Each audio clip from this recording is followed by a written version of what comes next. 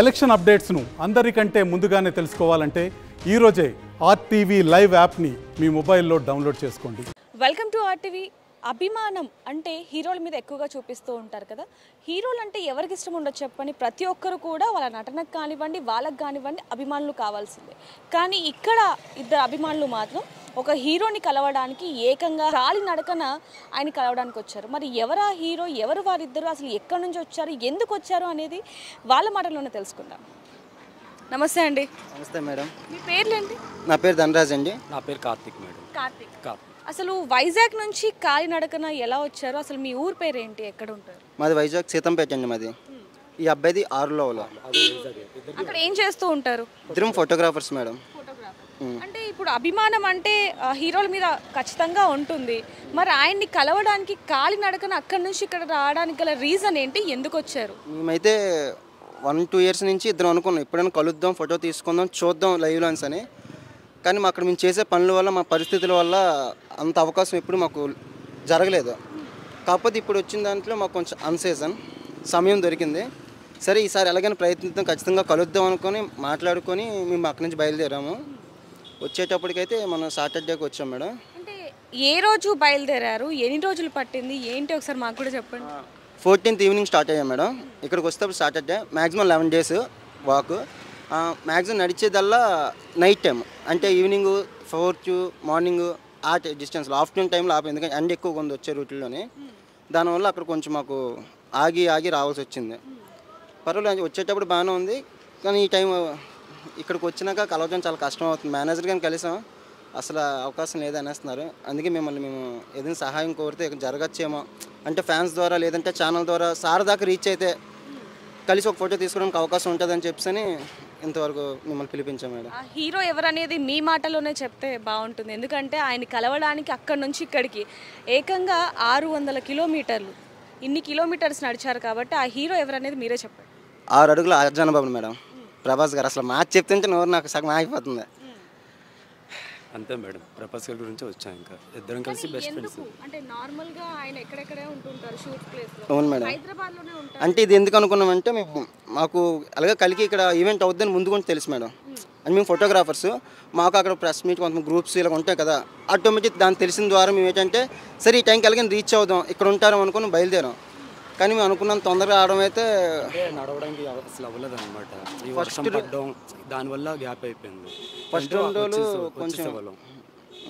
రోజులు కొంచెం ఇబ్బంది అయిపోయింది. దానివల్ల ఎక్కువసేపు సమయం ఆగడానికి కేటాయించాం అనమాట. అంటే ఒక 3 గంటలు 4 గంటలు అలా కేటాయించాం మొదటి 2 రోజులను. అక్కడ ఇంకా టైం మొత్తం అలా అవ్వడం వల్ల మాకు అవి మీటింగ్ అయిపోయింది. సరే అయిపోయింది, ఇక్కడ ఖచ్చితంగా ఇక్కడ ఉంటారని తెలుసు. ఎందుకంటే నెక్స్ట్ అంతా ఇక్కడ ఈవెంట్స్ అన్నీ ఇక్కడ ఉంటాయి, ప్రీ వెడ్డింగ్ మిగతా వర్క్ అంతా ఇక్కడ ఉంటుంది, మ్యాక్సిమం ఇక్కడ ఉంటారని చెప్పి వచ్చాం మేడం. మరి 11 days మీరు అసలు ఎక్కడున్నారు, ఎక్కడ తిన్నారు, ఏంటి ఒకసారి ఏమైనా చెప్తారా? చెప్తా మేడం. మేము ఫస్ట్ అయితే వచ్చేటప్పటికి ఆవలు మొదలయ్యే రోజుకి ఆవల నైట్కి మేము ఫస్ట్ జస్ట్ క్యారియర్లోకి పెట్టుకున్నాం మేడం. నెక్స్ట్ డేకి మేము వాలెట్లో అమౌంట్ పెట్టుకున్నాం, 16,000 దాకా తెచ్చుకున్నాం. అది వచ్చేటప్పుడు మధ్యలో హోటల్స్ పడుకోవడం, అంటే ఇప్పుడు బస్ స్టాప్, రైల్వే స్టేషన్స్ అలాగా. అంటే ఇప్పుడు గూగుల్లో చూసుకొని ముందులో బస్ స్టాప్ ఉంది అవైలబుల్లో, అలాగ షెల్టర్ ఉంటుంది కదా, నైట్ టైం అక్కడ స్టే చేయడం. వచ్చేటప్పుడు కొంతమంది పోలీసులు కూడా ఆపారు, అంటే అక్కడ బస్ స్టాప్లో ఉండకూడదు అది అని చెప్పాం. సార్ ఇలా నడుచుకుంటూ వస్తున్నామండి మేము, కొంచెం ఇలాగ వెళ్తున్నామని అంటే వాళ్ళు కూడా ఎక్స్క్యూజ్ చేసి మాకు వదిలేరు. అలాగే మాకు రావడానికి వీళ్ళతో తోవపడింది. మరి అక్కడి నుంచి అంటే వైజాగ్ నుంచి ఇక్కడ వరకు వచ్చారు, మరి ఆయన ఇంటి దగ్గరికి వెళ్ళి మాట్లాడే ప్రయత్నం ఏమైనా చేశారా? చేసాం మేడం. మేము వచ్చిన రోజే ఫస్ట్ రోజే ఖచ్చితంగా ఇంటికాడికి వెళ్ళాం. గార్డ్స్ ఉన్నారు, వాళ్ళు అన్నారు మేనేజర్ గారు వెళ్ళిపోయారు, సాటర్డే ఆఫ్టర్నూన్తో క్లోజ్, సార్ ఉండరు, మండే రమ్మన్నారు, మండే మార్నింగ్ 10 o'clock రమ్మన్నారు. మీరు మళ్ళీ సండే కూడా వచ్చాం, కనిపిస్తే మండే రమ్మన్నాం కదా అన్నారు. మండే వచ్చాము, సార్ మాట్లాడాం. సార్ మేము ఇలాగ ప్రభాస్ గారు ఫ్యాన్స్ అండి, వైజాగ్ నుంచి సార్ని కలవడానికి నడుచుకుంటూ వచ్చామని అన్నాము. వాళ్ళు కూడా మామూలుగానే తీసుకున్నారు, టీషర్ట్స్ కూడా ఇచ్చారు, 2 సార్ టీషర్ట్స్ ఇచ్చారు సలార్వి. కాకపోతే ఇప్పుడు ప్రజెంట్ సార్ ఉన్న సిచ్యువేషన్లో కలవడం కుదరదు అని అంటున్నారు. అందుకే కొంచెం ఎలాగైనా కలిసి ఖచ్చితంగా వెళ్ళాలి అనే దీంతో మిమ్మల్ని పిలిపాం. అవును మేడం. అయితే అసలు ఎందుకు మీరు అంతా అక్కడి నుంచి ఇక్కడికి రావడానికి గల రీజన్ ఏంటి, బలమైన కారణం ఏమైనా ఉందా, లేకపోతే మామూలుగా చూద్దామని వచ్చారు?